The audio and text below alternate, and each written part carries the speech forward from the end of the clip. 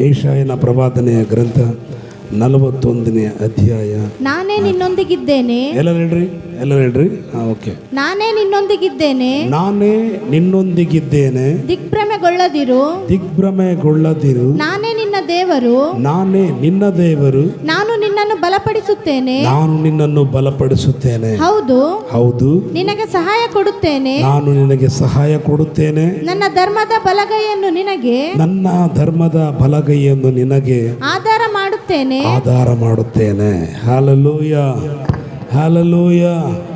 ಪ್ರಿಯರೇ, ಆ ಪ್ರಾರಂಭದ ವಚನ ಬಿಟ್ಬಿಟ್ಲು. ಒಂದು ಪ್ರಾರಂಭದ ವಚನ ಓದಮ್ಮ, ಒಂದು ಮಾತು. ಗಟ್ಟಿಗೋದು. ನೀನಂತೂ ಹೆದರಬೇಡ. ಎಲ್ಲರೂ ಹೇಳ್ರಿ, ನೀನಂತೂ ಹೆದರಬೇಡ. ಹಲ್ಲೆಲೂಯಾ. ದೇವರ ನಾಮಕ್ಕೆ ಸ್ತೋತ್ರವಾಗಲಿ. ಈ ಹೆದರಬೇಡ ಅನ್ನುವಂಥ ಮಾತು ಸತ್ಯವೇದದಲ್ಲಿ ಎಷ್ಟು ಸಾರಿ ಬರೆಯಲ್ಪಟ್ಟಿದೆ? ಯಾರು ಹೇಳ್ತೀರಿ? 365. ಹೌದಲ್ಲ? 365. ಒಂದು ವರ್ಷಕ್ಕೆ ಎಷ್ಟು ದಿನ? 365 ದಿನ.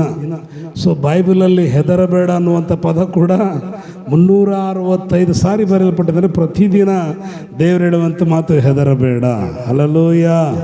ಹಲ್ಲೆಲೂಯಾ. ಪ್ರಿಯರೇ, ಈ ಒಂದು ದಿನಮಾನಗಳಲ್ಲಿ ನಾವು ನೋಡುವಾಗ ಅನೇಕ ಸಮಸ್ಯೆಗಳನ್ನು ನೋಡ್ತಾ ಇದ್ದೀವಿ. ಭಯಂಕರವಾದಂಥ ಬಲಹೀನತೆಗಳನ್ನು ನೋಡ್ತಾ ಇದ್ದೀವಿ. ಅನೇಕ ನೋಡ್ರಿ, ಹಿಂದೆ ಕಾಣದಂಥ ಭಯಾನಕ ಸಂಗತಿಗಳನ್ನು ನಾವು ಇವತ್ತು ನೋಡ್ತಾ ಇದ್ದೀವಿ ಪ್ರಪಂಚದಲ್ಲಿ. ಸೊ ಪ್ರಿಯರೇ, ಬಹಳವಂತ ಒಂದು ಮರಣಗಳು ಕೂಡ ನಾವು ನೋಡ್ತಾ ಇದ್ದೀವಿ. ಅಪಾಯಗಳನ್ನು ನೋಡ್ತಾ ಇದ್ದೀವಿ. ಕೇಡುಗಳನ್ನು ನೋಡ್ತಾ ಇದ್ದೀವಿ. ಈ ಒಂದು ವಾರದಲ್ಲಿ ಈ ಒಂದು ವಾರದಲ್ಲಿ ಮೊನ್ನೆ ಸೋಮವಾರದಿಂದ ಈ ಭಾನುವಾರದ ಒಳಗೆ ಸುಮಾರು ನೀವು ನ್ಯೂಸ್ ನೋಡುವಾಗ, ನಾವು ನ್ಯೂಸ್ ಸ್ಟೇಟ್ಮೆಂಟ್ ನೋಡುವಾಗ ನಮ್ಮ ದೇಶದಲ್ಲೇ ಸಾವಿನ ಸಂಖ್ಯೆ ಬಹಳ, ಹೌದಲ್ಲ? ಅದು ಮತ್ತು ಕಣ್ಣಿಗೆ ಕಂಡಿದ್ದು 1,000 ಜನ ಅನ್ಬೋದು. ಉತ್ತರ ಪ್ರದೇಶದಲ್ಲಿ ಒಂದೇ ದಿನ 300 ಜನ ಸತ್ರು. ಉತ್ತರ ಪ್ರದೇಶದಲ್ಲಿ ಒಂದೇ ದಿನ 300 ಜನ ಸತ್ರು. ಮೊನ್ನೆ ಜಸ್ಟ್ ಮಹಾರಾಷ್ಟ್ರ ಲೋನಾವಾಲ ಅಂತೇಳಿ, ಬಾಂಬೆ ಪುಣೆ ದಾಟಿದ ಮೇಲೆ ಬರುತ್ತೆ, ಅಲ್ಲಿ ಮೇಲಿಂದ ನೀರು ಬೀಳ್ತವೆ. ಸೊ ಅದನ್ನು ನೋಡೋಕೆ ಹೋಗಿದ್ದಾರೆ. ಅವ್ರು ಹೋದಾಗ ನೀರಿಲ್ಲ, ನೀರು ಸಣ್ಣಗಿದಾವೆ. ಸೊ ಪ್ರಿಯರ್, ಅವರು ಅಲ್ಲಿ ಮಧ್ಯದಲ್ಲಿ ಇವರು ಈಗ ಹುಚ್ಚು ಜನರಿಗೆ ಸೆಲ್ಫಿ ತಕ್ಕೊಳ್ಬೇಕು, ಫೋಟೋ ತಕ್ಕೊಳ್ಬೇಕು ಅನ್ನತಕ್ಕಂಥ ಹುಚ್ಚು. ಆ ಹುಚ್ಚಿಗೆ ಅವ್ರು ಏನಾಗಿದ್ದಾರೆ, ಒಳಗೋಗಿದ್ದಾರೆ. ಇದ್ದಕ್ಕಿದ್ದಂಗೆ ಭಯಂಕರ ಅಂತ ಮೇಲೆಲ್ಲ ಮಳೆ ಬಂದಾಗ ಭಯಂಕರವಾದಂಥ ನೀರು ಬಂದು ಒಂದೇ ಸ್ಪಾಟಲ್ಲಿ ಸುಮಾರು 9 ಜನ ಹೋದರು. ಅದರಲ್ಲಿ ಒಂದು 4 ಜನ, ಒಂದು 2 ಗಂಡು ಮಕ್ಕಳು, ಒಂದು ಹುಡುಗರನ್ನ ಹಿಡ್ಕೊಂಡು ಹೆಂಗೋ ಹೊರಗೆ ಬಂದರು. ಇನ್ನು 5 ಜನ ಶೆಟ್ಲ್. ಸೊ ಮತ್ತು ಇನ್ನೊಂದು ಸನ್ನಿವೇಶ ಜಸ್ಟ್ ನಮ್ಮ ಬೆಟಗೇರಿ ಈ ಕಡೆಗೆ ಅನಿಸುತ್ತೆ. ಸೊ ಅಲ್ಲಿ ಇಸ್ಪೇಟ್ ಆಡ್ತಿದ್ದಾರೆ. ಪೊಲೀಸರು ಅಟ್ಯಾಕ್ ಮಾಡಿದ ಕೂಡಲೇ ಇವರು ತಪ್ಪಿಸ್ಕೊಳ್ಳೋಕ್ಕಾಗಿ, ಆ ನದಿ ದಾಟೋದಕ್ಕಾಗಿ ಒಂದು ತೆಪ್ಪದಲ್ಲಿ ಸುಮಾರು 5-6 ಜನ ಅದರಲ್ಲಿ ಪ್ರಯಾಣ ಬೆಳೆಸಿದ್ರು. ಆ ತೆಪ್ಪ ಏನಾಯಿತು, ಉಲ್ಟಾ ಪಲ್ಟಾ ಆಯಿತು. 6 ಜನ ಶೆಟ್ಲ್. ಭಯಂಕರ ಅಲ್ಲ?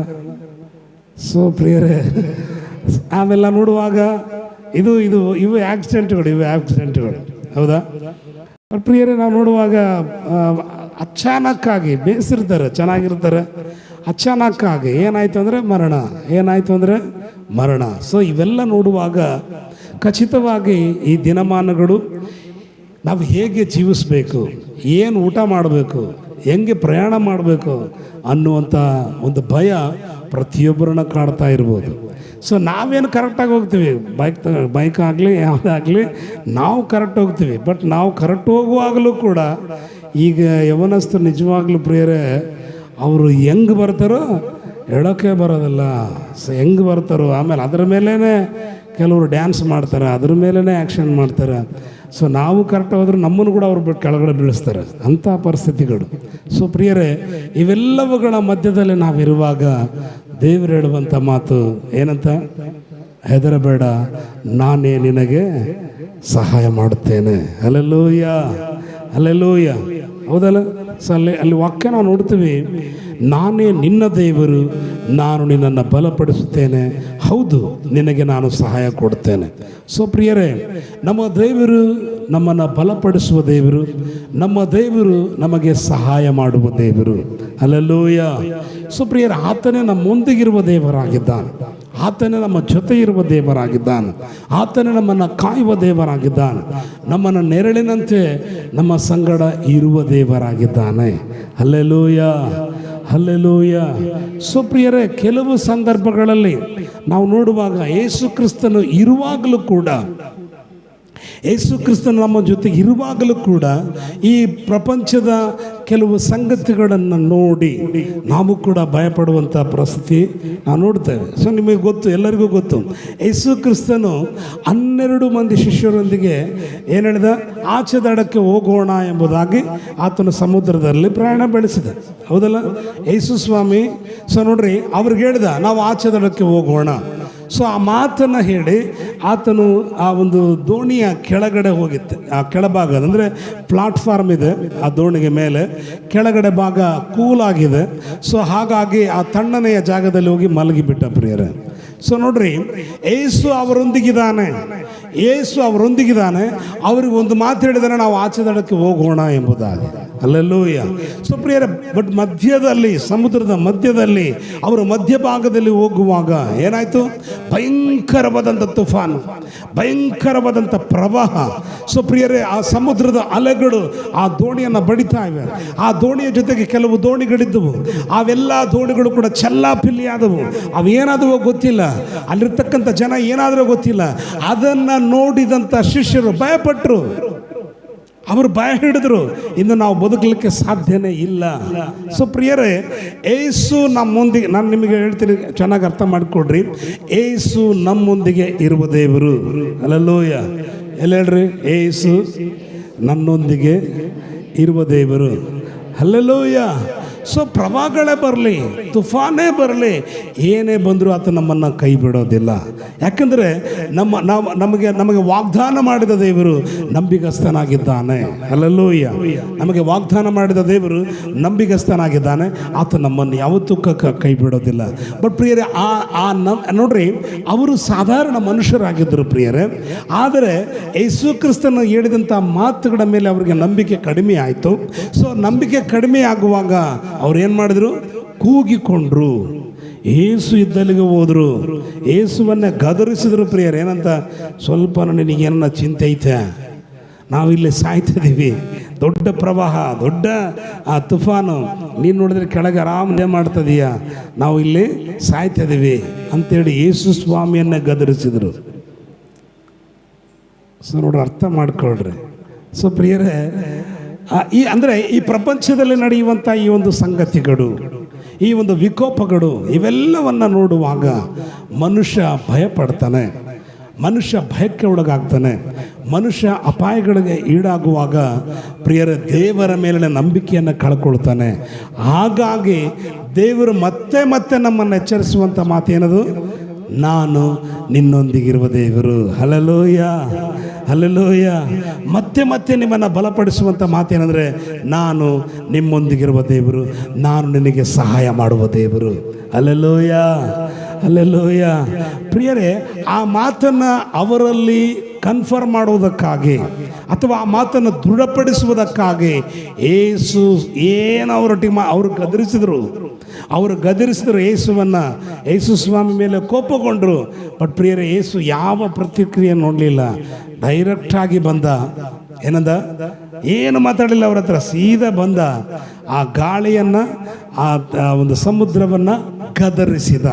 ಏಯ್ ಶಾಂತವಾಗು ಎಂಬುದಾಗಿ ಗದರಿಸಿದ. ಒಂದೇ ಮಾತಿಗೆ ಎಲ್ಲವೂ ಕೂಡ ಶಾಂತವಾಯಿತು. ಹಲ್ಲೆಲೂಯ.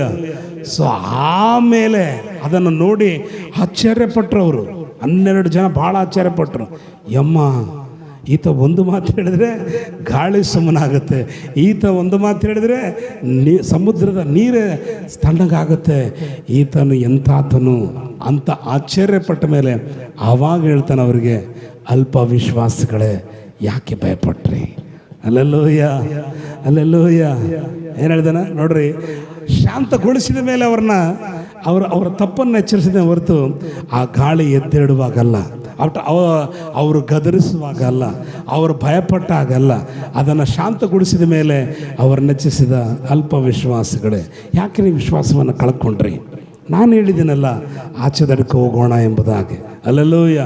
ಸೋ ಪ್ರಿಯರೇ, ಇವತ್ತು ನಾನು ನಿಮಗೆ ಒಂದು ಸಂದೇಶ ಹೇಳ್ತೀನಿ. ಅಂದರೆ ಪ್ರಿಯರೇ, ಪ್ರಪಂಚದಲ್ಲಿ ಏನೇನು ನಡೆದ್ರು, ಪ್ರಪಂಚದಲ್ಲಿ ಎಂಥ ಘಟನೆಗಳು ನಡೆದ್ರು ಏನು ಮಾಡಬೇಡ್ರಿ, ಭಯಪಡಬೇಡ್ರಿ.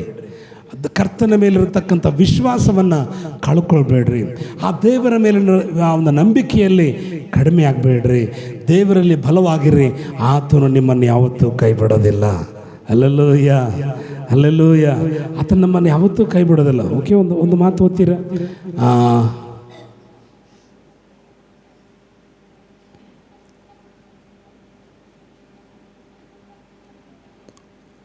40ನೇ ಅಧ್ಯಾಯ 29ನೇ ವಚನ, ಅದರ ಮೇಲ್ಭಾಗ.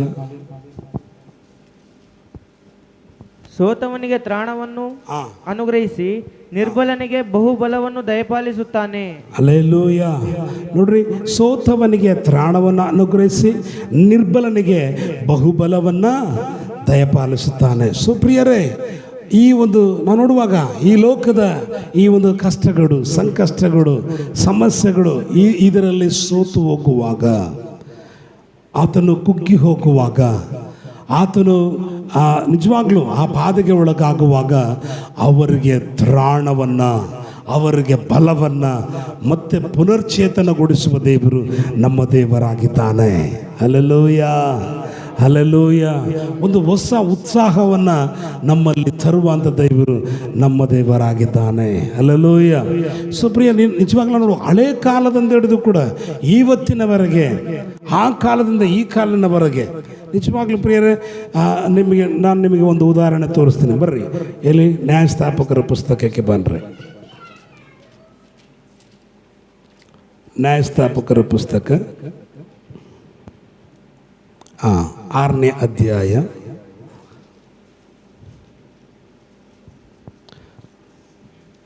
11ರಿಂದ ಓದ್ತೀರಾ? ಆಮೇಲೆ ಯೆಹೋವನ ದೂತನು ಬಂದು ಒಫ್ರದಲ್ಲಿದ್ದ ಏಲಾ ವೃಕ್ಷದ ಅಡಿಯಲ್ಲಿ ಕೂತುಕೊಂಡನು. ಅದು ಅಬಿಯೇಜರನ ಗೋತ್ರದವನಾದ ಯೋವಾಷನದಾಗಿತ್ತು. ಅವನ ಮಗನಾದ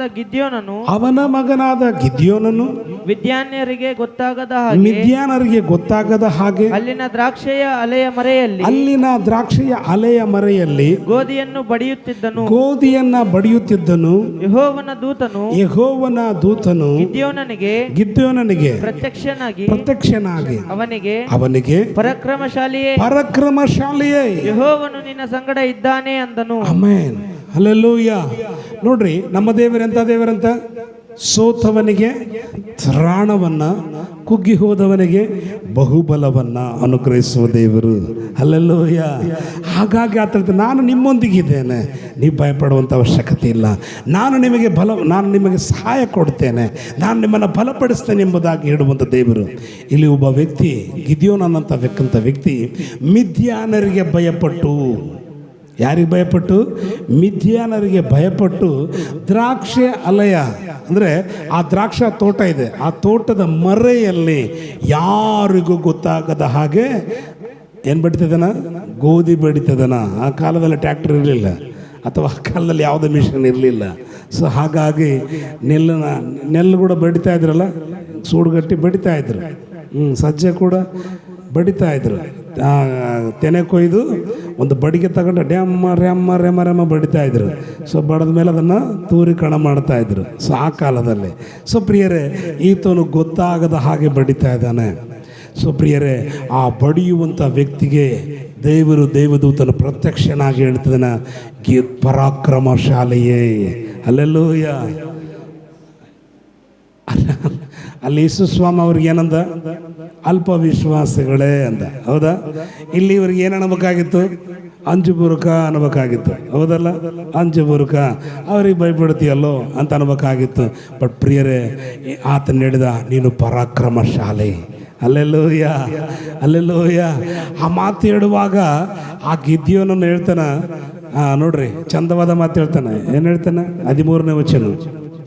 ಆಗ ಗಿದ್ಯೋನನು ಅವನಿಗೆ ಸ್ವಾಮಿ, ಯೆಹೋವನು ನಮ್ಮ ಸಂಗಡ ಇದ್ದರೆ ನಮಗೆ ಇದೆಲ್ಲ ಯಾಕೆ ಸಂಭವಿಸಿತು? ನಮ್ಮ ಹಿರಿಯರು ಯೆಹೋವನು ಅದ್ಭುತಗಳನ್ನು ನಡೆಸಿ ತಮ್ಮನ್ನು ಐಗುಪ್ತದಿಂದ ಬಿಡಿಸಿದನೆಂಬುದಾಗಿ ವಿವರಿಸುತ್ತಿದ್ದರು. ಅಂತ ಅದ್ಭುತಗಳು ಈಗೆಲ್ಲಿವೆ? ಆತನು ನಮ್ಮನ್ನು ತಿರಸ್ಕರಿಸಿ ಮಿದ್ಯಾನ್ಯರಿಗೆ ಕೈಗೆ ಒಪ್ಪಿಸಿ ಬಿಟ್ಟಿದ್ದಾನಲ್ಲ ಅನ್ನಲು. Amen, hallelujah. ನೋಡ್ರಿ, ಗಿದ್ಯೋನು ಬಹಳ ಸ್ಪಷ್ಟವಾಗಿ ಹೇಳ್ತಾನೆ. ಸೊ ಅಂದ್ರೆ ಈ ಐಗುಪ್ತ ದೇಶದಿಂದ ಇವರು ಬಂದು, ಅಂದ್ರೆ ಈ ಒಂದು ಕಾನಾನ್ ದೇಶಕ್ಕೆ ಬಂದು ಸುಮಾರು ಒಂದು 200-300 ವರ್ಷಗಳಾಗಿರ್ಬೋದು, ಹತ್ರ 400 ವರ್ಷಗಳಾಗಿರ್ಬೋದು. ಆ 400 ವರ್ಷಗಳಾದ ಮೇಲೆ ಈ ಗಿದ್ಯೋನು ಸುಮಾರು 300-400 ವರ್ಷಗಳಾಗಿವೆ. ಯೆಹೋಶುವನು ಯಾವಾಗ ಸತ್ತೋಗ್ಬಿಟ್ಟಿದ್ದಾನೆ, ಕಾಲೇಬನು ಸತ್ತೋಗ್ಬಿಟ್ಟಿದ್ದಾನೆ, ಯಾರೂ ಇಲ್ಲ. ಈಗ ಯಾರು ಆಳ್ತಿದ್ದಾರೆ? ಈಗ ನ್ಯಾಯಸ್ಥಾಪಕರು. ಸೊ ಒಬ್ಬೊಬ್ಬರು ಬರ್ತಿದ್ದಾರೆ. ಸೊ ಪ್ರಿಯರೇ, ಈಗ ಗಿದ್ಯೋನನ್ನು ಹೇಳ್ತಾನೆ, ನಾನು ಕೇಳಿಸ್ಕೊಂಡಿದ್ದೀನಿ, ಇಲ್ಲ ಅಂತ ಹೇಳ್ತಾ ಇಲ್ಲ. ಐಗುಪ್ತ ದೇಶದಿಂದ ನಮ್ಮ ಪಿತೃಗಳಾದಂಥ ಇಸ್ರಾಯೇಲರನ್ನ ದೇವರು ಹೊರತಂದಾಗ ದೊಡ್ಡ ಅದ್ಭುತಗಳನ್ನು ಮಾಡಿದ ಅಂತ ನಾನು ಕೇಳಿಸ್ಕೊಂಡಿದ್ದೀನಿ, ಇಲ್ಲ ಅಂತ ಹೇಳ್ತಾ ಇಲ್ಲ. ಬಟ್ ಆಗ ನಡೆದಂಥ ಅದ್ಭುತಗಳು ಈಗೆಲ್ಲಿವೆ? Hallelujah, hallelujah. ನಾವು ಕೂಡ ಕೇಳಿಸ್ಕೊಂಡಿದ್ದೀವಿ, ಹೌದಲ್ಲ? ನಾವು ಕೂಡ ವಾಕ್ಯವನ್ನು ಕೇಳಿಸ್ಕೊಂಡಿದ್ದೀವಿ. ಯಾವಾಗ? ಸುಮಾರು 2000 ವರ್ಷಗಳ ಆ ಪ್ರಾರಂಭದಲ್ಲಿ. ಈಗ 2024, ನಾವು ಹೇಳೋಣ 1900 ವರ್ಷಗಳ ಹಿಂದೆ. ಈಗ ಗಿದ್ಯೋನ ಸುಮಾರು 400 ವರ್ಷಗಳ ಹಿಂದೆ. ಬಟ್ ನಾವು ಹೇಳೋಬೇಕು ಏನಂತ? 1900 ವರ್ಷಗಳ ಹಿಂದೆ ಏನು ಮಾಡಿದ ದೇವರು? ಹುಟ್ಟು ಕುರುಡರಿಗೆ ಕಣ್ಣು ಕೊಟ್ಟ. ಹಲ್ಲೆಲೂಯ. ಹುಟ್ಟು ಕುಂಟರನ್ನು ನಡೆಸಿದ, ಸತ್ತವರನ್ನು ಬದುಕಿಸಿದ. ನಾವು ಕೇಳಿಸ್ಕೊಂಡಿದ್ದೇವೆ, ಇಲ್ಲ ಅಂತಲ್ಲ. ಬಟ್ ಆ ಅದ್ಭುತಗಳು ಈಗೆಲ್ಲಿ ಅನ್ಬೋದಾ? ಇಲ್ಲ ಪ್ರಿಯರೇ. ಸೊ ಪ್ರಿಯರ್, ಗಿದ್ಯೋನನ್ನು ಹೇಳ್ತಾನೆ, ಆ ಅದ್ಭುತಗಳು ಈಗೆಲ್ಲಿ? ನಿಜವಾಗ್ಲೂ ನೀವು ಮೊನ್ನೆ ರೀಸೆಂಟಾಗಿ ಜಸ್ಟ್ 1 ತಿಂಗಳು 3 ತಿಂಗಳ ಕೆಳಗೆ ಅಂದ್ಕೊತಿದ್ದೀನಿ, ಒಬ್ಬ ಪಾಸ್ಟ್ರು ಆಲ್ರೆಡಿ ಸಮಾಧಿ ಪೆಟ್ಟಿಗೆಯಲ್ಲಿರ್ತಕ್ಕಂಥ ಒಂದು ಶವವನ್ನು ಕೂಡ ಎಬ್ಬಿಸಿದಂಥ ವಿಡಿಯೋ ವೈರಲ್ ಆಯಿತು. ನೀವು ನೋಡಿದಿರ? ಯಾರು ನೋಡಿದ್ರಿ ಹೇಳ್ರಿ? ಫೇಸ್ಬುಕ್ಕಲ್ಲಿ ಅಥವಾ ಓಕೆ, ಸುಜಾತ ನೋಡಿದಾಳ, ಮತ್ತೆ ಯಾರು ನೋಡ್ಯಾರ? ಬೇರೆ ಯಾರ್ಯಾರು ನೋಡಿಲ್ಲ ಅಂದ್ರೆ ಏನು ನೋಡ್ತೀರಿ ನೀವು? ಸುಮಿತ್ರಮ್ಮ ನೋಡ್ಯಾಳ, ಪಾಶಮ್ಮ ನೋಡೋಣ, ಅಮ್ಮ ಪ್ರೈಸ್ ಲಾರ್ಡ್, ಹಲ್ಲೆಲೂಯ. ಹೌದು. ಸೊ ಪ್ರಿಯರೇ, ಯಾಕಂದ್ರೆ ಬಾಕ್ಸಲ್ಲಿ ಆ ಎಪಿಸೋದನ್ನು ನಾವಿಬ್ಬರು ನೋಡ್ತಾ ಇದ್ದೆ, ತೋರಿಸ್ತಾ ಇದ್ದೆ. ನೋಡು, ಈಗಲೂ ದೇವರ ಅದ್ಭುತವನ್ನು ಮಾಡ್ತಾ ಇದ್ದಾನೆ. ಹಲ್ಲೆಲೂಯ. ಸೊ ನಿಜವಾಗ್ಲೂ ಪ್ರಿಯ, ಆಲ್ರೆಡಿ ಬಾಕ್ಸ್ ರೆಡಿ ಆಗಿದೆ. ಆ ಬಾಕ್ಸಲ್ಲಿ ಆ ಡೆಡ್ ಬಾಡಿಯನ್ನು ಹಾಕಿದ್ದಾರೆ. ಆದರೆ ಆ ಪಾಸ್ಟ್ರು ವಿಶ್ವಾಸದಿಂದ ಪ್ರಾರ್ಥನೆ ಮಾಡ್ತಾ ಇದ್ದಾನೆ, ಎದ್ದೇಳು ಎಂಬುದಾಗಿ, ಯೇಸು ನಾಮದಲ್ಲಿ ಎದ್ದೇಳು ಎಂಬುದಾಗಿ ಹೇಳುವಾಗ ಆ ಶವಕ್ಕೆ ಜೀವ ಬಂತು, ಆತನ ಎದ್ದ. ಹಲ್ಲೆಲೂಯ. ಜಸ್ಟ್ ಮೊನ್ನೆ ಒಂದು 15 ದಿವಸದ ಕೆಳಗೆ ಒಂದು ಮಗು ಕೂಸು, ಸುಮಾರು ಒಂದು ವರ್ಷ ಕೂಸು, ಅದು ಕೂಡ ತೀರಿಕೊಂಡಿದೆ. ಅದು ಇಲ್ಲೇ ಇಂಡಿಯಾದಲ್ಲಿ, ಇದು ನಡೆದಿದ್ದು ಬೇರೆ ದೇಶದಲ್ಲಿ, ಇದು ಸೌತ್ ಆಫ್ರಿಕಾ, ನೈಜೀರಿಯಾ ಕಡೆ ನಡೆದಿದ್ದು. ಬಟ್ ಇದು ಭಾರತ ದೇಶದಲ್ಲಿ ಆ ಮಗು ಆಲ್ರೆಡಿ ಸತ್ತೋಗಿದೆ. ಅವರೆಲ್ಲರೂ ಕೂಡ ಆ ಮಗುವಾಗಿ ಗೋಳಾಡ್ತಾ ಇದ್ದಾರೆ. ಅಲ್ಲಿ ಇಂಡಿಯಾದಲ್ಲಿ ಒಬ್ಬ ಪಾಸ್ಟರ್ ಆ ಒಂದು ಮಗುವಿನ ಮೇಲೆ ಕೈ ಇಟ್ಟು ಪ್ರಾರ್ಥನೆ ಮಾಡಿದ್ರೆ ಆ ಮಗು ಗಟ್ಟಿಗೆ ಸೀನಿತು, ಆ ಮಗು ಆಳೋದಕ್ಕೆ ಪ್ರಾರಂಭ ಮಾಡಿತು. ಚಪ್ಪಾಳೆ ತಟ್ಟಿ ಗಟ್ಟಿಯಾಗಿ. ಸೊ ಪ್ರಿಯರೇ, ಆವತ್ತು ಏನು ಅದ್ಭುತಗಳು ನಡೆದವೋ ಈಗಲೂ ಕೂಡ ನಡೀತವೆ. ಸ್ವಲ್ಪ ಗಿದ್ಯೋನನ್ನು ಹೇಳ್ತಾನೆ, ಯಾಕೆ ಈಗೆಲ್ಲಿ ನಡೀತಾ ಇದ್ದಾವೆ ಸ್ವಾಮಿ? ಆ ಕೆಂಪು ಸಮುದ್ರ ಇಬ್ಬಾಗವಾಗಿದ್ದು ಅವ್ರು ಹೇಳ್ತಾ ಇದ್ರು, ಅಂಥ ಅದ್ಭುತಗಳು ಈಗೆಲ್ಲಿ? ಈ ಒಂದು ಕಾನಾನ್ ದೇಶಕ್ಕೆ ಬರುವಾಗ ಯೋರ್ದಾನ್ ನದಿ, ಅಂಥ ನದಿಯನ್ನು ಇಬ್ಬಾಗ ಮಾಡಿ ನಡೆಸಿದ ಎಂಬುದನ್ನು ಕೇಳಿಸ್ಕೊಂಡಿದ್ದೀವಿ. ಬಟ್ ಆ ಅದ್ಭುತ ಈಗೆಲ್ಲಿ? ಬಂಡೆಯನ್ನು ಸಿಡಿ ನೀರನ್ನು ಕೊಟ್ಟ ಎಂಬುದಾಗಿ ದೇವರ ಅದ್ಭುತ ನಾವು ಕೇಳಿಸ್ಕೊಂಡಿದ್ದೀವಿ. ಬಟ್ ಆ ಅದ್ಭುತಗಳು ಈಗೆಲ್ಲಿ?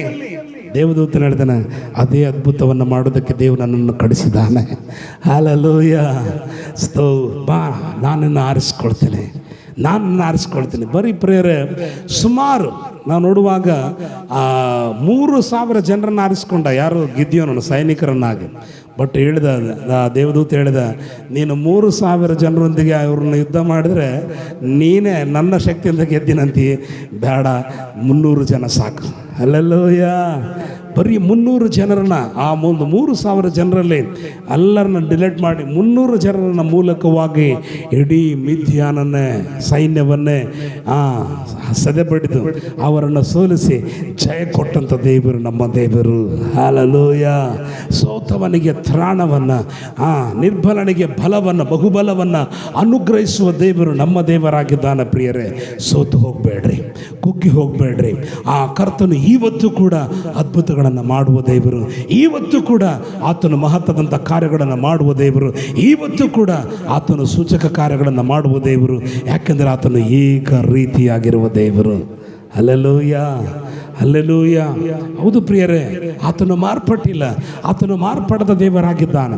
ಆತನು ಯಾಕೆಂದರೆ ಸಮಾಧಿಲಿಲ್ಲ, ಆತನು ಮರಣವನ್ನು ಗೆದ್ದ ದೇವರಾಗಿದ್ದಾನೆ.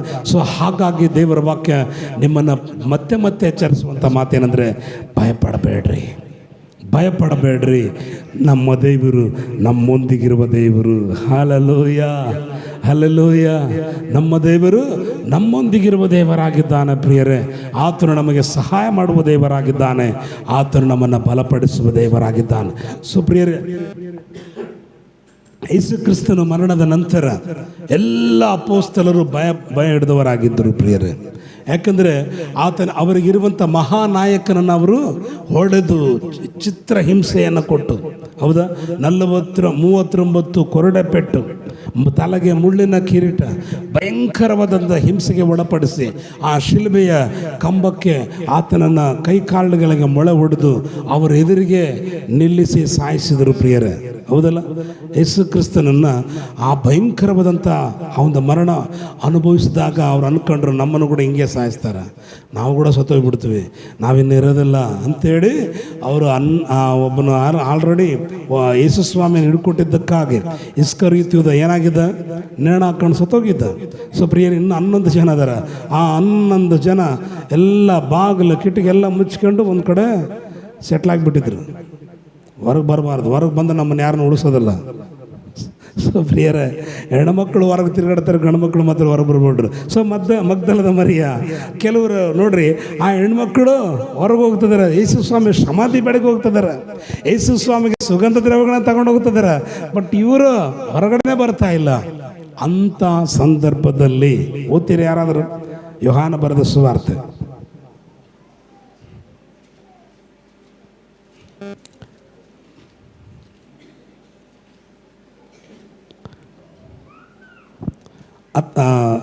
20ನೇ ಅಧ್ಯಾಯ 19-20 ನಂಬರ್ 136. ಅದೇ ದಿವಸದ ಯಾವುದೇ ದಿವಸದ ಅಂದರೆ ವಾರದ ಮೊದಲನೇ ದಿವಸದ ಸಂಜೆಯಲ್ಲಿ ಶಿಷ್ಯರು ಯಹೂದ್ಯರ ಭಯದಿಂದ ತಾವು ಇದ್ದ ಮನೆಯ ಬಾಗಿಲುಗಳನ್ನು ಮುಚ್ಚಿಕೊಂಡಿರಲು ಯೇಸು ಬಂದು ನಡುವೆ ನಿಂತು ನಿಮಗೆ ಸಮಾಧಾನವಾಗಲಿ ಅಂದನು. Amen, hallelujah. ನೋಡ್ರಿ, ಇಲ್ಲಿ ಶಿಷ್ಯರು ಬಾಗಿಲು ಮುಚ್ಕೊಂಡಾರ, ಕಿಟಕಿ ಮುಚ್ಕೊಂಡಾರ. ಯಾಕೆ? ಅಲ್ಲಿ ವಾಕ್ಯನೇ ಬರೆದಿದೆ, ಯಹೂದ್ಯರಿಗೆ ಅವರು ಭಯಪಟ್ಟು.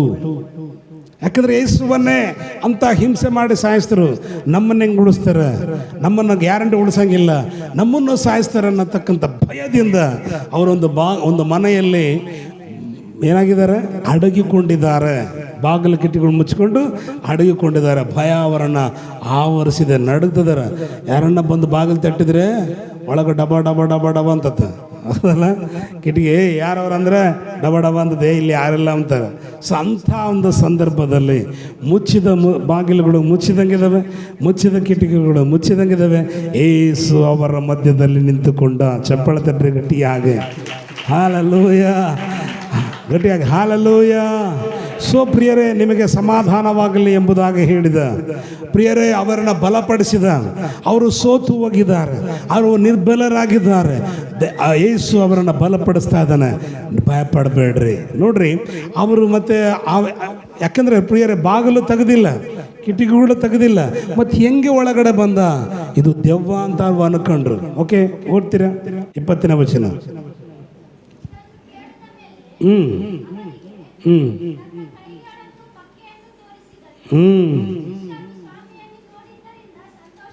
Amen, hallelujah.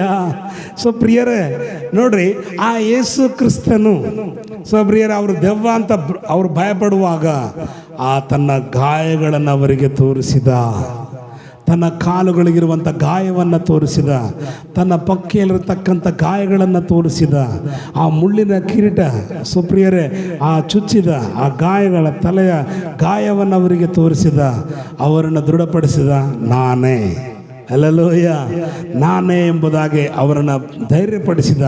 ಸುಪ್ರಿಯರೇ ಅಲ್ಲಿ ಇನ್ನೂ ಒಂದು ಕಾರ್ಯವನ್ನು ಮಾಡಿದ. ಯಾರಾದರೂ ಓದ್ತೀರಾ? 22ನೇ ಅಧ್ಯಾಯ 22ನೇ ವಚನ.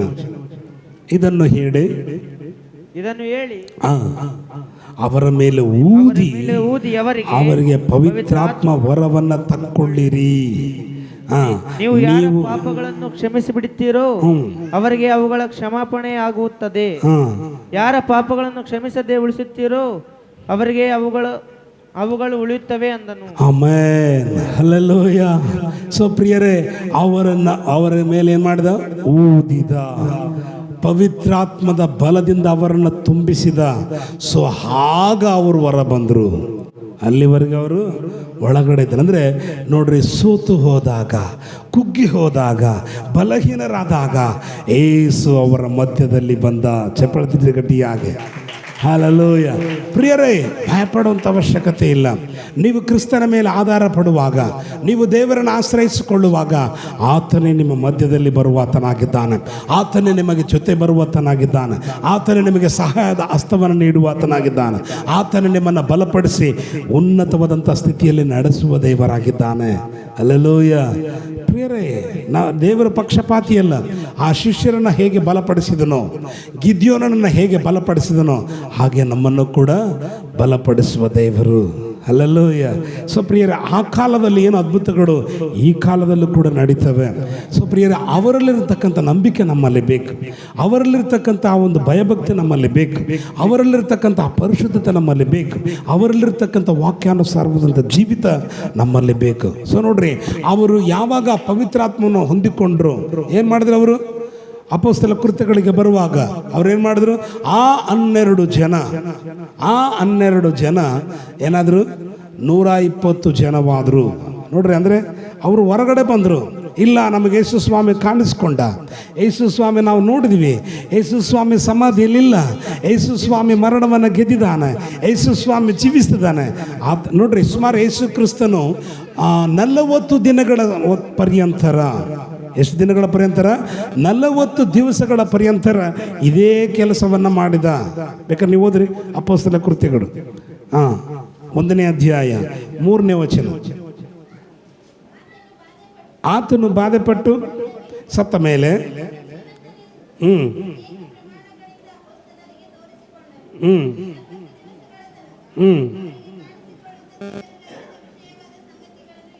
Amen, hallelujah. ಒಂದೇ ದಿನಕ್ಕೆ 120 ಆಗಲಿಲ್ಲರಿ. ಒಂದೇ ದಿನಕ್ಕೆ ಅವರು ಕೂಡ ಬಲ ಹೊಂದಿಲ್ಲ. ಎಷ್ಟು ದಿನ? ಸಮಾಧಿಯಿಂದ ಎದ್ದ ಮೇಲೆ 40 ದಿನ ಅವರ ಜೊತೆಗೆ ಆಗಾಗ ಕಾಣಿಸ್ಕೊಳ್ತಲೇ ಇದ್ದ. ನೋಡ್ರಿ, ಒಂದೊಂದು ಸಾರಿ ಮನೆಯಲ್ಲಿ ಕಾಣಿಸ್ಕೊಂಡ, ಇನ್ನೊಂದು ಸಾರಿ ನೋಡುವಾಗ ಅವರು ಮತ್ತೆ ಬಲೆ ತಗೊಂಡು ಸಮುದ್ರಕ್ಕೆ ಹೋಗಿದ್ರು ಮೀನು ಹಿಡಿಯೋದಕ್ಕೆ. ಬಟ್ ಅಲ್ಲಿ ಅವರೊಟ್ಟಿಗೆ ಮಾತಾಡಿದ. ಸೇಮ್ ಮತ್ತೆ ಆ ಪ್ರಾರಂಭದಲ್ಲಿ ಸೇವೆ ಕರೆಯುವಾಗ ಏನು ಅದ್ಭುತಗಳು ಮಾಡಿದ್ರು ಅದೇ ಅದ್ಭುತವನ್ನು ಮತ್ತೆ ಮಾಡಿದ. ಅವ್ರಿಗೆ ಮೀನು ಸಿಗಲಿಲ್ಲ. ಇವಾಗ ಮತ್ತೆ ಬಲೆ ಹಾಕು ಎಂಬುದಾಗಿಡುವಾಗ ಮತ್ತೆ ಮೀನು ಸಿಕ್ತು. ಆವಾಗ ಅವರಿಗೆ ಅದನ್ನು ರೆಡಿ ಮಾಡಿ ರೊಟ್ಟಿ ಮತ್ತು ಮೀನನ್ನು ಕೊಟ್ಟ. ಅವರು ಅದನ್ನು ಊಟ ಮಾಡುವಾಗ ಯೇಸು ಅವ್ರ ಜೊತೆಗೆ ಊಟ ಮಾಡಿದ. ಆ ರೊಟ್ಟಿ ಮುರಿಯುವಂಥ ಸ್ಟೈಲ್, ಅದನ್ನು ನೋಡಿದಾಗ ಅವ್ರು ಅಂದ್ಕೊಂಡ್ರು, ಈತನೇ ಯೇಸು. ಹಲ್ಲೆಲೂಯ. ಪ್ರಿಯರ, ಆ 12 ಜನರೊಂದಿಗೆ ರೊಟ್ಟಿ ಮುರಿಯುವುದನ್ನು ನೋಡ್ತಾ ಇದ್ರಲ್ಲ, ಹಾಗೆ ಮುರಿಯುವಾಗ, ಅಂದರೆ ಅಲ್ಲಿವರೆಗೂ ಅವ್ರು ಯೇಸುವನ್ನು ಗೊತ್ತಿಡಲಿಲ್ಲ, ಬಟ್ ರೊಟ್ಟಿ ಮುರಿಯುವ ಸ್ಟೈಲನ್ನು ನೋಡಿದಾಗ ಈತನೇ ಯೇಸು. ಹಲ್ಲೆಲೂಯ. ಸೊ ಪ್ರಿಯರೇ, ಹೀಗೆ ಅನೇಕ ಪ್ರಮಾಣಗಳಿಂದ ಅನೇಕ ಸಂಗತಿಗಳು ಬರೆಯಲ್ಪಟ್ಟಿಲ್ಲ, ಕೆಲವು ಮಾತ್ರ ಬರೆಯಲ್ಪಟ್ಟಿವೆ. 40 ದಿನಗಳ ಪರ್ಯಂತರ ಅವರಿಗೆ ಕಾಣಿಸಿಕೊಂಡು ಅನೇಕ ದೇವರ ರಾಜ್ಯದ ವಿಷಯಗಳನ್ನು ಅವರಿಗೆ ಬೋಧನೆ ಮಾಡುತ್ತಾ ಅವರನ್ನು ಬಲಪಡಿಸುವಾಗ ಆ ಪಂಚಶತಮ ದಿನದಲ್ಲಿ ಎಷ್ಟು ಜನ ಇದ್ರಂತ? 120 ಜನ. ಅಲ್ಲೆಲ್ಲೂಯ್ಯ. ಎಷ್ಟು ಜನ ಆದ್ರು? 120 ಜನ. ಆ 120 ಜನ ಏಕ ಮನಸ್ಸಿನಿಂದ ಪ್ರಾರ್ಥನೆ ಮಾಡಿದರು, ಪರಿಶುದ್ಧಾತ್ಮನ ಅಭಿಷೇಕವನ್ನು ಹೊಂದಿಕೊಂಡ್ರು ಪ್ರಿಯರೇ. ಆ ಊರಿನಾಲಿಗೆಯ ಆ ಉಪಾಧಿಯಲ್ಲಿ ಅವರ ಮೇಲೆ ದೇವರಾತ್ಮನ ಹಿಡಿದು ಬಂದ. ಆಗ ಪೇತ್ರನು ನಿಂತು ಪ್ರಸಂಗ ಮಾಡಿದರೆ ಎಷ್ಟು ಜನ ರಕ್ಷಣೆ ಹೊಂದಿದ್ರು? ಸ್ಟಾರ್ಟಿಂಗ್ ಎಷ್ಟಪ್ಪ? 3,000 ಜನ. ಎಷ್ಟು ಜನ? 3,000 ಜನ. ಸೊ ಇನ್ನೊಂದು ಸಾರಿ ಇನ್ನೊಂದು 3,000 ಮತ್ತು 2,000. ಸೊ ಇಡೀ ಪ್ರಪಂಚವೇ ಇವತ್ತು ಯೇಸು ಕ್ರಿಸ್ತನನ್ನು ನಂಬಿಕೊಂಡಿದೆ. Hallelujah, hallelujah. ಅರ್ಥ ಆಗುತ್ತಾ ಪ್ರಿಯರೇ? ಸೊ ದೇವರು ನಾವು ಸೋತು ಹೋಗುವಾಗ ನಮ್ಮ ಜೊತೆ ಬರುವ ದೇವರಾಗಿದ್ದಾನೆ, ನಮ್ಮನ್ನು ಬಲಪಡಿಸುವ ದೇವರು. ಅದಕ್ಕಾಗಿ ದೇವರು ಹೇಳ್ತಾನೆ, ನಾನು ನಿನ್ನೊಂದಿಗಿರುತ್ತೇನೆ, ನಾನೇ ನಿನ್ನ ದೇವರು. ಹಲ್ಲೆಲೂಯ. ಭಯಪಡಬೇಡ, ನಾನೇ ನಿನ್ನ ದೇವರು, ನಾನು ನಿನ್ನೊಂದಿಗಿರುವ ದೇವರು, ನಾನು ನಿನಗೆ ಸಹಾಯ ಮಾಡುವ ದೇವರು ಎಂಬುದಾಗಿ. ಸೊ ಪ್ರಿಯರೇ, ಸೊ ಹಾಗಾಗಿ ಆತನ ಇರುವಿಕೆ, ಆತನ ಆ ಅದ್ಭುತ, ಆತನ ಮಹತ್ತಾದಂಥ ಕಾರ್ಯಗಳು ಆವತ್ತು ಏನಿದ್ವು ಇವತ್ತು ಕೂಡ ಹಾಗೆ ಇರುವಂಥವುಗಳಾಗಿವೆ. ಆತನು ಅವತ್ತು ಏನು ಅದ್ಭುತಗಳನ್ನು ಮಾಡಿದನೋ ಅದೇ ಅದ್ಭುತಗಳನ್ನು ಇವತ್ತು ಕೂಡ ಮಾಡುವ ಆತನಾಗಿದ್ದಾನೆ. ಆತನು ಅವತ್ತು ಏನು ಮಹತ್ತಾದಂಥ ಕಾರ್ಯಗಳನ್ನು ಮಾಡಿದನೋ ಆ ಮಹತ್ತಾದಂಥ ಕಾರ್ಯಗಳನ್ನು ಇವತ್ತು ಕೂಡ ಮಾಡುವ ಆತನಾಗಿದ್ದಾನೆ. ಆತನಲ್ಲಿ ಯಾವ ಬದಲಾವಣೆ ಇಲ್ಲ. Alleluia, alleluia. ಹೌದು ನೋಡ್ರಿ, ಯೇಸು ಕ್ರಿಸ್ತನು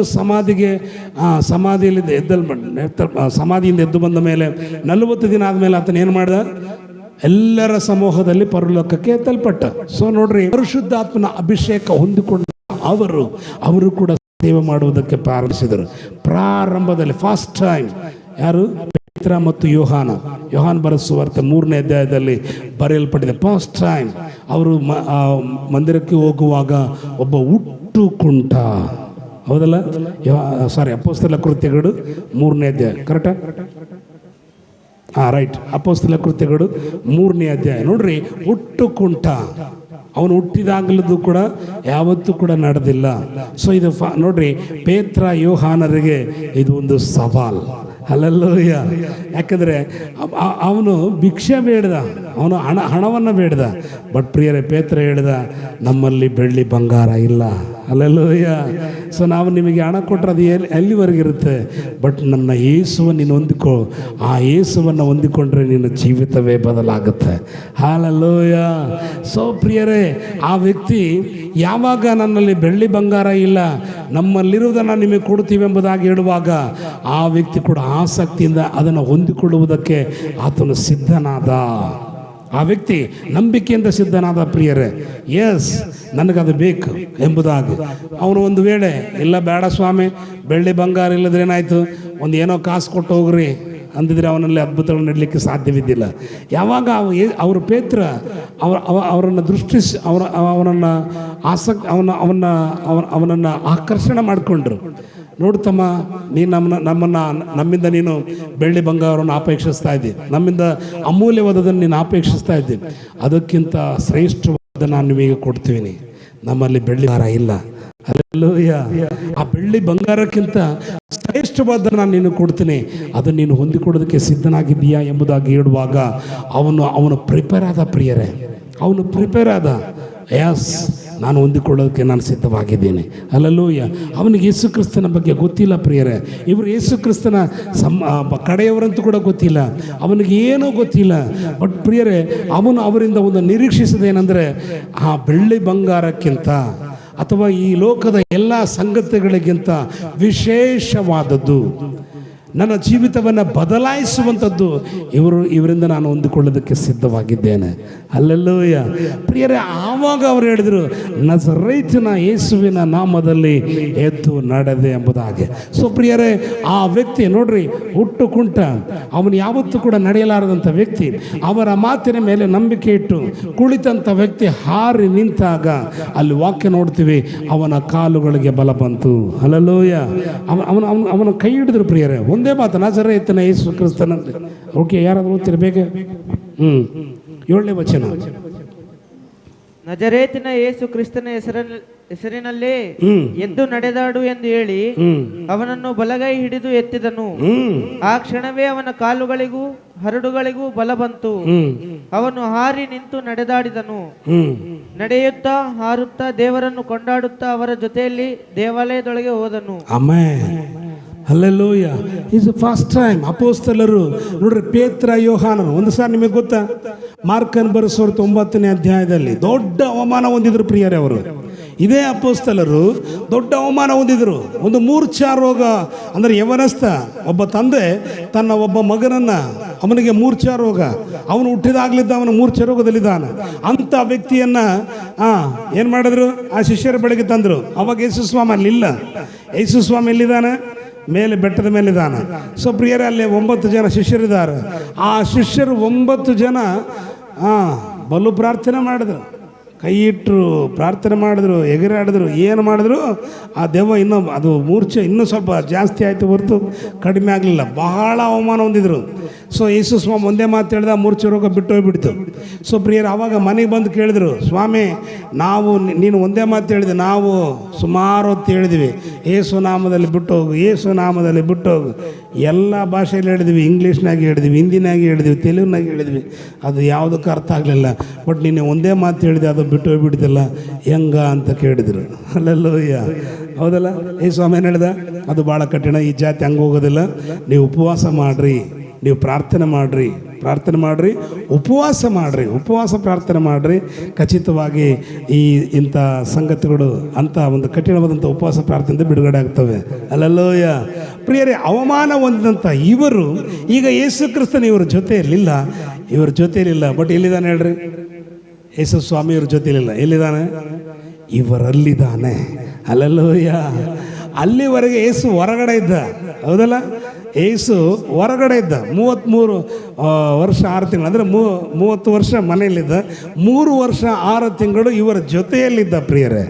ಈಗ ಎತ್ತಲ್ಪಟ್ಟ ಮೇಲೆ ಯೇಸು ಎಲ್ಲಿದ್ದಾನೀಗ? ಯೇಸು ಅವರೊಳಗಿದ್ದಾನೆ. ಅಲ್ಲೆಲೂಯ, ಅಲ್ಲೆಲೂಯ. ಸೊ ಪ್ರಿಯರೇ, ಪವಿತ್ರಾತ್ಮ ನೋಡ್ರಿ, ತಂದೆ, ಮಗ, ಪವಿತ್ರಾತ್ಮನು. ತಂದೆಯಾಗಿರುವುದನ್ನು ಯೆಹೋವನು. ಅಲ್ಲೆಲೂಯ. ಸರ್ವ ಸೃಷ್ಟಿಯನ್ನು ನಿರ್ಮಾಣ ಮಾಡಿದಾಗ, ಅಂದರೆ ಸುಮಾರು ಯೇಸು ಕ್ರಿಸ್ತನ ಬರುವವರೆಗೆ ಯೆಹೋವನ ಆಳ್ವಿಕೆ, ತಂದೆಯಾದ ದೇವರ ಆಳ್ವಿಕೆ. ಸೊ ಆತನನ್ನು ನೋಡೋದಕ್ಕೆ ಭಯಪಡ್ತಾ ಇದ್ರು. ಒಂದು ವೇಳೆ ಯಾರಾದರೂ ಆತನನ್ನು ಪ್ರತ್ಯಕ್ಷವಾಗಿ ನೋಡಿದ್ರೆ ಅವರು ನಾವು ಸಾಯ್ತೀವಿ ಅನ್ನೋತಕ್ಕಂಥ ಭಯ ಇತ್ತು ಪ್ರಿಯರೇ. ಅಲ್ಲೆಲೂಯ. ಪ್ರತ್ಯಕ್ಷವಾಗಿ ಯಾರಿಗೂ ಕೂಡ ನೋಡೋಕ್ಕಾಗ್ತಾ ಇರಲಿಲ್ಲ, ಬಟ್ ಆತನ ಸ್ವರವನ್ನು ಮಾತ್ರ ಕೇಳಿಸ್ಕೊಳ್ತಾ ಇದ್ರು. ನೋಡ್ರಿ, ನಾನು ನೋಡೋ ಮೋಶೆ ಆತನ ಸ್ವರವನ್ನು ಕೇಳಿದ, ಅಬ್ರಹಾಮ ಆತನ ಸ್ವರವನ್ನು ಕೇಳಿದ. ಅಲ್ಲೆಲೂಯ, ಹೌದಲ್ಲ? ಯೆಹೋಶುವ ಆತನ ಸ್ವರವನ್ನು ಕೇಳಿದ, ಏಷಾಯ, ಯೆರೆಮೀಯ, ಸಮುವೇಲ ಇವರೆಲ್ಲರೂ ಕೂಡ ಆತನ ಸ್ವರವನ್ನು ಕೇಳಿದರು.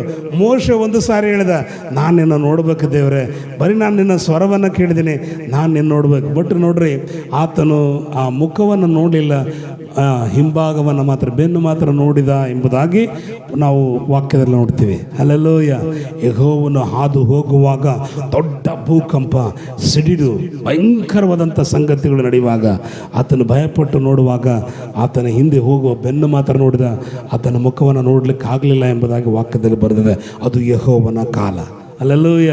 ಬಟ್ ಪ್ರಿಯರೇ, ಆ ಮಹಾದೇವರೇ ನರಾವತಾರವೆತ್ತಿ ಆತನು ಶರೀರಧಾರಿಯಾಗಿ ಬಂದು 33 ವರ್ಷ 6 ತಿಂಗಳು ಈ ಲೋಕದಲ್ಲಿ ಅವರೊಂದಿಗೆ ಸಂಚರಿಸಿದ. ಅಲ್ಲೆಲೂಯ. ಈಗ ಯೇಸು ಎಲ್ಲಿದ್ದಾನೆ? ಅವರ ಮಧ್ಯದಲ್ಲಿದ್ದಾನೆ, ಪೇತ್ರನ ಪಕ್ಕದಲ್ಲೇ ಇದ್ದಾನೆ. ನೋಡ್ರಿ, ಆ ಯೋಹಾನ, ಅಪೊಸ್ತಲದಂಥ ಯೋಹಾನ ಆತನ ಎದೆಗೆ ಒರಗಿಕೊಂಡಿದ್ದ. ಅಲ್ಲೆಲೂಯ. ಸೊ ಪ್ರಿಯರೇ, ಹಾಗಾದರೆ ಇದು ಪವಿತ್ರಾತ್ಮನ ಕಾಲ. ಯಾವಾಗ ಆತನು ಪರಲೋಕಕ್ಕೆ ಎತ್ತಲ್ಪಟ್ಟನೋ ಆತನ ಒಂದು ವಾಗ್ದಾನ. ಏನು ವಾಗ್ದಾನ? ಓದ್ತೀರಾ? ಅಪೊಸ್ತಲ ಕೃತ್ಯಗಳು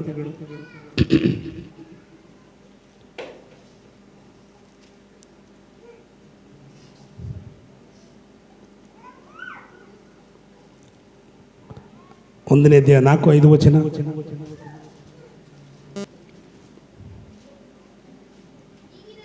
ಹೀಗಿರಲಾಗಿ ಆತನು ಅವರೊಂದಿಗೆ ಕೂಡಿದ್ದಾಗ ಅವರಿಗೆ ಯೋಹಾನನಂತೂ ನೀರಿನಲ್ಲಿ ದೀಕ್ಷಾಸ್ನಾನ ಮಾಡಿಸಿದನು.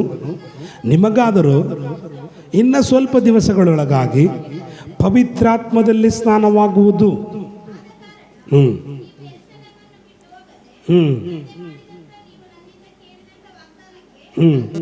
ಆಮೆನ್. ಹಲ್ಲೆಲೂಯ. ನೋಡ್ರಿ, ಆ ಸ್ನಾನಿಕನಾದಂಥ ಯೋಹಾನ ನಿಮಗೆ ನೀರಿನಲ್ಲಿ ದೀಕ್ಷಾ ಸ್ನಾನ ಮಾಡಿಸಿದ, ನಾನಾದರೂ ಪವಿತ್ರಾತ್ಮನ ದೀಕ್ಷಾ ಸ್ನಾನ ಮಾಡಿಸ್ತೇನೆ. ಅಲ್ಲೆಲ್ಲೂಯ್ಯ. ಸೊ ನೀವು ನಾನು ನೋಡುವಾಗ ಅದೇ ಯೋಹಾನ ಬರೆದ ಸುವಾರ್ತೆ 14ನೇ ಅಧ್ಯಾಯದಲ್ಲಿ ಅಲ್ಲಿ ಯೇಸು ಹೇಳ್ತಾನೆ, ನಾನು ನಿಮಗೊಬ್ಬ ಸಹಾಯಕನನ್ನು ಕಳಿಸ್ತೇನೆ. ಅಲ್ಲೆಲ್ಲೂಯ್ಯ. ನಾನು ಈ ಲೋಕ ಬಿಟ್ಟು ಹೋದ್ಮೇಲೆ ನಾನು ನಿಮಗೊಬ್ಬ ಸಹಾಯಕನ ಕಳಿಸ್ತೇನೆ. ಸೊ ಪ್ರಿಯರೇ, ಅದು ಯೆಹೋವನ ಕಾಲ, ಇದು ಮಗನ ಅಂದರೆ ಯೇಸು ಕ್ರಿಸ್ತನ ಕಾಲ. ಮತ್ತು ನಾವಿರುವಂಥದ್ದು ಈಗ ಯಾವ ಕಾಲ? ಪವಿತ್ರಾತ್ಮನ ಕಾಲ. ಅಲ್ಲೆಲ್ಲೂಯ್ಯ. ಈಗ ನೋಡ್ರಿ, ಆತನು ಆ ಯೇಸುತನ ನೋಡ್ರಿ, ತಂದೆಯಾದಂಥ ದೇವರು ಪರಲೋಕದಿಂದ ಅವರೊಟ್ಟಿಗೆ ಮಾತಾಡ್ತಾ ಇದ್ದ, ಹೌದಲ್ಲ? ಆಕಾಶದೊಳಗಿಂದ ಸ್ವರ ಮಾತ್ರ ಕೇಳಿಸ್ತಾ ಇತ್ತು, ಹೌದಲ್ಲ? ಬಟ್ ಪ್ರಿಯರೇ, ಆ ಯೇಸು ಅವರೊಂದಿಗೆ ಸಂಚರಿಸಿದ. ಬಟ್ ಈ ಪವಿತ್ರಾತ್ಮನ ಕಾಲದಲ್ಲಿ ಇನ್ನೂ ನಮಗೆ ಒಂದು ದೊಡ್ಡ ಒಂದು ಗಿಫ್ಟ್ ಏನಂದರೆ, ಆತನು ನಮ್ಮೊಳಗೆ ಬರಲು ಶಕ್ತನು. ಅಲ್ಲೆಲ್ಲೂಯ್ಯ. ನಮ್ಮೊಂದಿಗಿರುವ ದೇವರು, ನಮ್ಮೊಳಗೆ ಇರುವ ದೇವರು. ಅಲ್ಲೆಲ್ಲೂಯ್ಯ. ಅದಕ್ಕಾಗಿ ಪೇತ್ರ ಹೇಳ್ತಾನೆ, ನನ್ನೊಳಗೆ ಒಬ್ಬ ಆತನಿದ್ದಾನೆ, ಆತನೇ ಯೇಸು. ಆ ಯೇಸು ನಾಮದಲ್ಲಿ ಎದ್ದು ನಡೆದಾಡು ಎಂಬುದಾಗಿ ಹೇಳುವಾಗ ನೋಡ್ರಿ, ಆ ಯೇಸು ಸ್ವಾಮಿ ಹಾಕ್ಕೊಂಡಿದ್ದಂಥ ಶಲ್ಲೆಯ ಆ ಗೊಂಡೆಯನ್ನು ಮುಟ್ಟುವಾಗ 12 ವರ್ಷದ ರಕ್ತ ಕುಸುಮ ರೋಗಿಗೆ ಯಾವ ರೀತಿ ಶಕ್ತಿ ಹರಿದು ಬಂತೋ. ಅಲ್ಲೆಲ್ಲೂಯ್ಯ. ಪ್ರಿಯರೇ, ಹಾಗೆ ನಾವು ಕೈ ಇಡುವಾಗ ನಮ್ಮೊಳಗಿಂದ ಯಾವ ಶಕ್ತಿ? ಅದೇ ಶಕ್ತಿ ಯೇಸು ಸ್ವಾಮಿ ಆ 12 ವರ್ಷದ ರಕ್ತ ಕುಸುಮ ರೋಗಿಗೆ ಯಾವ ರೀತಿ ಶಕ್ತಿ ಹರಿದು ಬಂತು, ಯಾವ ರೀತಿ ಶಕ್ತಿ ಹರಿದು ಹೋಯಿತು, ಅದೇ ರೀತಿಯಲ್ಲಿ ನಮ್ಮೊಳಗಿರುವ ಪವಿತ್ರಾತ್ಮನ ಶಕ್ತಿ ಅವರ ಮೇಲೆ ಬರುವಾಗ ಸ್ವಸ್ಥತೆ. ಅಲ್ಲೆಲ್ಲೂಯ್ಯ. ಅರ್ಥ ಆಗುತ್ತೆ ನೋಡ್ರಿ ಪ್ರಿಯರೇ. ನಾವು ನೋಡುವಾಗ ಆವಾಗ ಬಹುದೂರ, ಹೌದಲ್ಲ, ಸ್ವರವನ್ನು ಕೇಳಿಸ್ಕೊಳ್ತಾ ಇದ್ರು. ಕ್ರಿಸ್ತನ ಕಾಲದಲ್ಲಿ ಅವರ ಪಕ್ಕದಲ್ಲಿದ್ದ. ಬಟ್ ಪ್ರಿಯರೇ, ಇದು ಪವಿತ್ರಾತ್ಮನ ಕಾಲ. ಇವಾಗ ನಮ್ಮೊಳಗಿರುವ ದೇವರು. ಅಲ್ಲೆಲ್ಲೂಯ್ಯ. ನಮ್ಮೊಳಗಿರುವ ದೇವರು ನಮ್ಮೊಳಗಿದ್ದು ನಮ್ಮನ್ನು ನಡೆಸುವ ದೇವರಾಗಿದ್ದಾನೆ. ಸೊ ಪ್ರಿಯರೇ, ಅದಕ್ಕಾಗಿ ನಾನು ನಿಮಗೆ ಹೇಳ್ತೀನಿ, ಭಯಪಡಬೇಡ್ರಿ. ಆತನು ನಿಮಗೆ ಸಹಾಯ ಮಾಡ್ತಾನೆ. ಯಾಕಂದರೆ ನಮ್ಮೊಳಗೆ ಯಾವಾಗ ಬರ್ತಾನೆ? ನೀವು ನಿತ್ಯ ಪ್ರಾರ್ಥನೆ ಮಾಡುವಾಗ, ವಾಕ್ಯಗಳನ್ನು ನೀವು ಕಾಯ್ದುಕೊಳ್ಳುವಾಗ, ಆಮೇಲೆ ನೀವು ವಿಧೇಯರಾಗಿ ಜೀವಿಸುವಾಗ, ಪರಿಶುದ್ಧತೆಯನ್ನು ಕಾಪಾಡಿಕೊಳ್ಳುವಾಗ. ಅಲ್ಲೆಲ್ಲೂಯ್ಯ. ಅಲ್ಲೆಲ್ಲೂಯ್ಯ. ಪ್ರಿಯರೇ, ನೀವು ನಿತ್ಯ ಹೆಚ್ಚು ಪ್ರಾರ್ಥನೆ ಮಾಡುವುದಾದರೆ, ನೀವು ವಾಕ್ಯಾನುಸಾರವಾದಂಥ ಜೀವಿತವನ್ನು ಜೀವಿಸುವುದಾದರೆ, ನೀವು ವಿಧೇಯರಾಗಿ ಪರಿಶುದ್ಧತೆಯನ್ನು ಕಾಪಾಡಿಕೊಳ್ಳುವುದಾದರೆ, ಆ ಯೇಸು ಎಷ್ಟೋ ದೂರ ಇರಲ್ಲ. ಆ ಯೇಸು ನಿಮ್ಮೊಳಗಿರ್ತಾನೆ. ಅಲ್ಲೆಲ್ಲೂಯ್ಯ. ಆ ಯೇಸು ನನ್ನೊಳಗಿರ್ತಾನೆ. ಪ್ರಿಯರೇ, ನನ್ನೊಳಗಿದ್ದು ನನ್ನನ್ನು ಫಲಪಡಿಸುವ ದೇವರು, ನನ್ನೊಳಗಿದ್ದು ನನಗೆ ಸಹಾಯ ಮಾಡುವ ದೇವರು, ನನ್ನೊಳಗಿದ್ದು ನನ್ನನ್ನು ಕಾಯುವ ದೇವರು. ಅಲ್ಲೆಲ್ಲೂಯ್ಯ.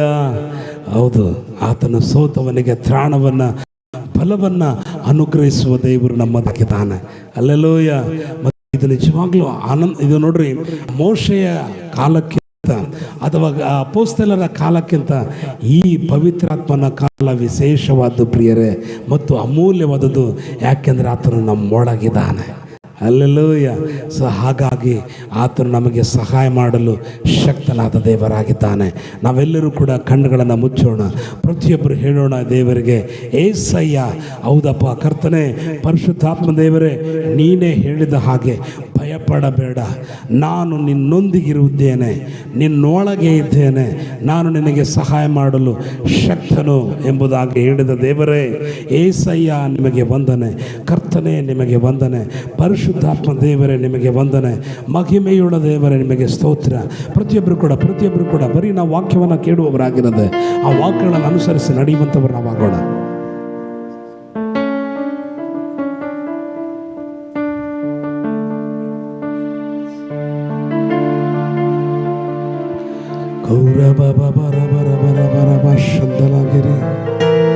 ಒಡೆಯನೇ ಸ್ತೋತ್ರ ಸ್ತೋತ್ರ ಸ್ತೋತ್ರ. ಹೌದು ಪ್ರಿಯರ, ನಮ್ಮೊಳಗಿರುವ ದೇವರು, ನಮ್ಮೊಳಗಿದ್ದು ಸಹಾಯ ಮಾಡುವ ದೇವರು. ಹೌದು ಪ್ರಿಯರೇ, ಆ ದೇವರು ನಮ್ಮೊಳಗಿರುವಾಗ ನಾವು ಯಾವ ಅವಶ್ಯಕತೆ ಇಲ್ಲ. ಹೌದು, ಆ ಯೇಸು ಹೇಳಿದ, ನಿಮಗೆ ಪವಿತ್ರಾತ್ಮನ ಸ್ನಾನವಾಗುವುದು. ಬರೀ ನೀರಿನ ಸ್ನಾನ ಅಲ್ಲ, ಪವಿತ್ರಾತ್ಮನ ಸ್ನಾನನೇ ಆಗುವುದು.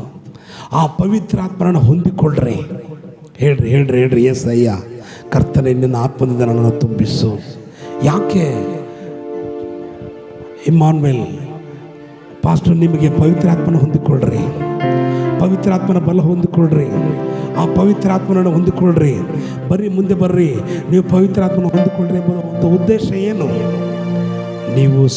ನೀವು ಪ್ರಿಯರೇ ಸೋತು ಹೋಗುವಾಗ, ನೀವು ನಿರ್ಬಲರಾಗುವಾಗ, ನೀವು ಕುಗ್ಗಿ ಹೋಗುವಾಗ ಆ ಬಲ ನಿಮಗೆ ಸಹಾಯ ಮಾಡುವಂಥದ್ದು, ನಿಮಗೆ ಬಹುಬಲವನ್ನು ಅನುಗ್ರಹಿಸುವಂಥದ್ದು.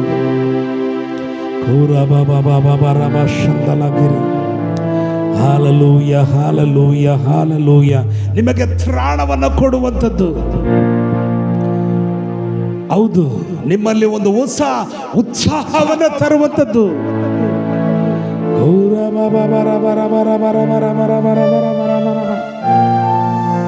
ಹೇಳಿ ಹೇಳಿ ಹೇಳಿ ದೇವರಿಗೆ, ಏಸಯ್ಯ ನನ್ನನ್ನು ನಿನ್ನ ಆತ್ಮದಿಂದ ತುಂಬಿಸು ರಾಜ, ನಿನ್ನ ಪರಿಶುದ್ಧಾತ್ಮನ ಶಕ್ತಿಯಿಂದ ನನ್ನನ್ನು ತುಂಬಿಸು, ನಿನ್ನ ಪರಿಶುದ್ಧಾತ್ಮ ಬಲದಿಂದ ನನ್ನನ್ನು ತುಂಬಿಸು.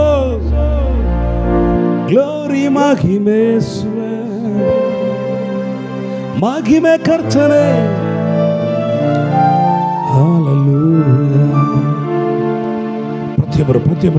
ಪ್ರತಿಯೊಬ್ಬರು ನಾವು ಸುಮ್ಮನೆ ಹೋಗುವುದು ಬೇಡ ಪ್ರಿಯರೇ. ಪರಿಶುದ್ಧಾತ್ಮನನ್ನು ಹೊಂದಿಕೊಂಡ ಈ ಸ್ಥಳವನ್ನು ನಾವು ಬಿಡೋಣ.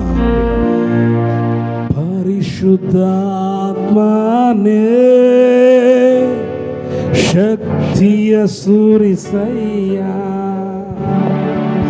ಪರಿಶುದ್ಧಾತ್ಮನೇ ಶಕ್ತಿಯ ಸುರಿಸಯ್ಯ, ಪರಲೋಕದ ಬಲ ನಮಗ ವರ್ಷವೆಂದು ಕರ್ತನು ನೀನೇ, ತಿಳಿದಿರುವೆ.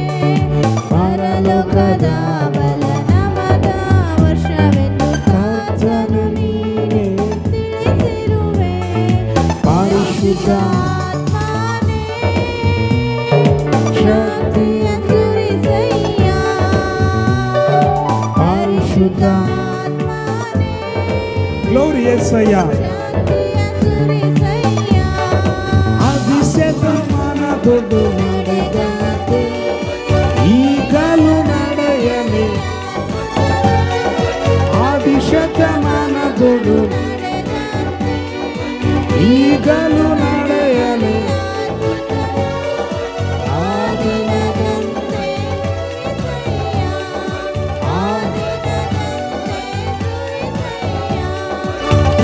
ಸುರಿಂಗಾರು ಮಳೆ ಸುರಿಸು ಹಿಂಗಾರು ಮಳೆ, ಪರಿಶುದ್ಧಾತ್ಮನೇ ಶಕ್ತಿಯ ಯೇಸಯ್ಯ, ಪರಿಶುದ್ಧ ಶಕ್ತಿ, ಪರಿಶುದ್ಧಾತ್ಮನೇ